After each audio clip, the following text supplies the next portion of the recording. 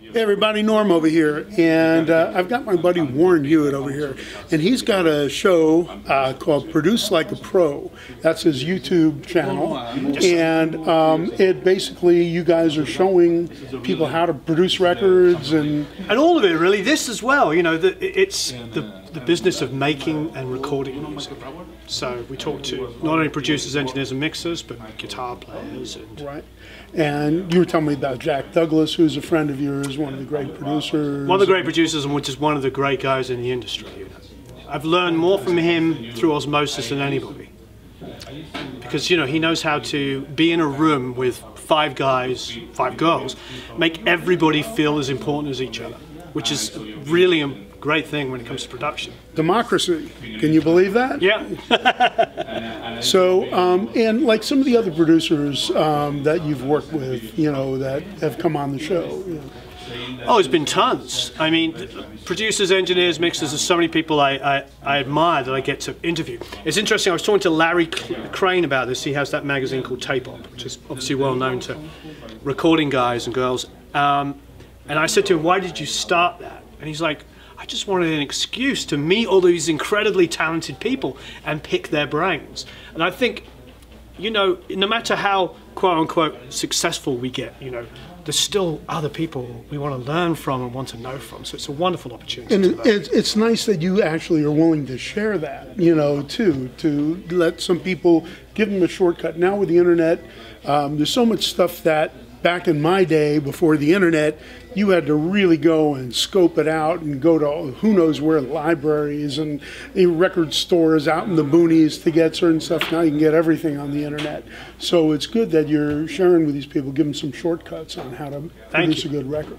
I think I just want to be like you know what I mean? Just be really excited about things. Like pick up this guitar like I walked in here, and interesting enough, I was in here for 5 minutes walking around and I went straight to this guitar, and then Tim says to me, that's crazy. Tim Pierce, that is.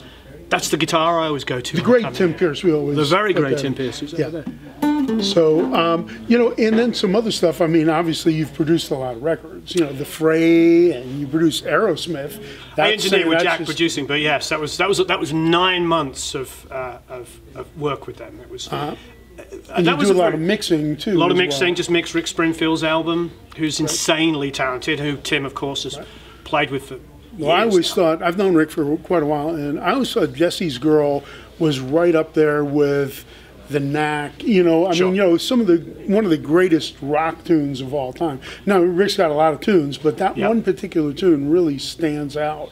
It does, but it's interesting because I didn't know all of his discography coming from England. When I came over here, I did a quick wiki search and found out he had like 4 platinum records in America alone. Yeah. And his career started in Australia as a teenager, had a record deal over there, and had success in the 60s. This guy has got a career that's been going forever. And an actor. You know, and an actor as well. Yeah, so he's a multi-talented guy. And he's a heck of a guitar player. He is, he is. And I've known him for quite a while, and he just recently bought a really cool old Martin from us. So, but you know, it's just cool to, you know, have people from all different aspects of the music business in here, because you know, this kind of stuff, you know, I just find it interesting. On, you know, some producers want everything to be extremely lean, other ones want, you know, more stuff thrown into the mix. You know, when you produce, what's your formula? I think I'm blessed now that I've been doing this a long time, that I try to always just look at the song on its merits. There's plenty of productions I do which are acoustic guitar, bass and drums, or acoustic guitar only, or piano, bass and drums. And then there's other stuff. There's an orchestra on it, there's a horn section, you know, and everything in between. I think one of the skills that I feel like we acquire as we get older is knowing when to not insert myself now. I used to feel like when I first started I had to have an opinion on everything. Now I'm quite happy, and with the guidance of people like Jack and these great producers, to understand that if you've got 4 or 5 people in a room and everybody's bringing great ideas, it's so much better than just one guy or girl going, this is the way it is. And so the more I've been doing this, the more I've felt like it's a collaboration. Just be flexible to whatever the tune is requiring. Now I got to ask you this question, being a producer. What about Pro Tools? How do you feel about all that and all the modern technology that there is? It's a great question. And it's great coming from a guitar perspective. I think all the tools are wonderful until you abuse them.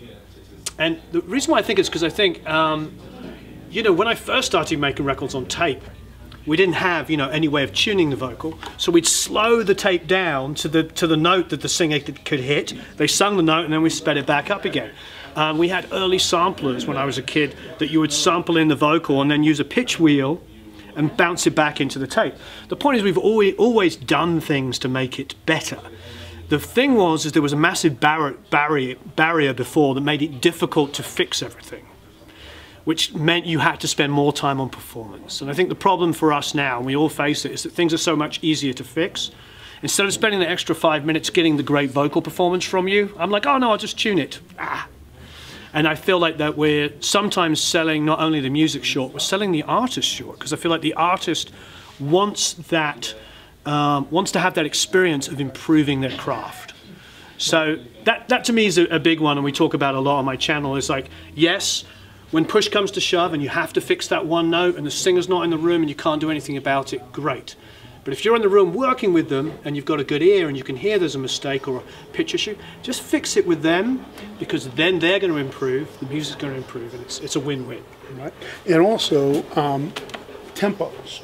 Right. Because now I'm watching a lot of these guys and they add like something, and you're watching like this graph and they're trying to get the thing, you know, really in sync time-wise. I mean, that seems like that's kind of a pretty cool thing, you know, to have, because you might have a track that feels great, but there might be one little thing, exactly, and you could kind of just dial that in a bit, which is exactly. I think in the right circumstances, again, you know, as we're talking about, it's a wonderful tool to be able to fix it in just the same way as, like, you know, Dan Rothschild told me about his dad, Paul Rothschild, who did, of course, almost all the Doors records, I think, except for one, and talked about doing a window edit on "Come On Baby, Light My Fire."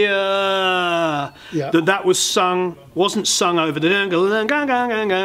Yeah. I could be paraphrasing and messing this up a little bit, but essentially they took that long vocal note and did a window edit, which basically means taking a 2-inch tape and cutting a little tiny piece out, and then cutting the reverse jigsaw puzzle piece out, and this is several feet, not just a few inches like I've done here, and then slot that back into the tape to get that vocal to go over. And that was done many, many times over decades, you know, until we got Pro Tools. So now, with digital technology, we can do those things easier. But again, it comes down to, like, do you do it with every note? Do you correct everything, or do you just use it creatively? Like, sometimes if it's too perfect, it gets sterile. So there's that balance, I guess. You know, so. I think there's a good sort of movement now of people, like anything with new technology. You remember in the 80s when DX7s came out? Absolutely. Remember every record suddenly had a DX7? Yep. But why did we want to listen to a DX7 version of a Fender Rhodes when there was actually a Fender Rhodes sitting over there? Right. It's because it was new that we used it. Sure. Like when the Steinberger guitars, no disrespect, when they came out, everybody had a Steinberger, but I don't actually see any in here. There might be. It's not our thing, but but I mean, no. But in general, it was, and there was nothing wrong with those guitars. I don't mean to be disrespectful. I just mean, you know, we gravitate towards new. We like the new, and then it finds its place. Right. But there's always that initial rush, I think, of embracing the technology and then realizing, oh, okay. But sitting there cutting little pieces of tape and stuff like that seems so tedious. Oh yeah. I never had the patience to do anything like that. It was exhausting.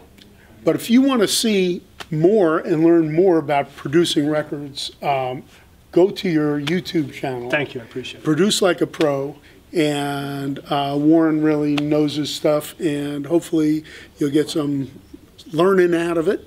And you know, hopefully we can all learn from each other. And that's it. There's no, as I say, I'm not an expert. Nobody I interview is an expert. We're all just people. We're doing this because we love it. I mean, I got into music because when I was a kid, my dad bought me an Eye of the Opera by Queen, Christmas of '75. Put the headphones on and went, I want to do this. And my hair stood on end.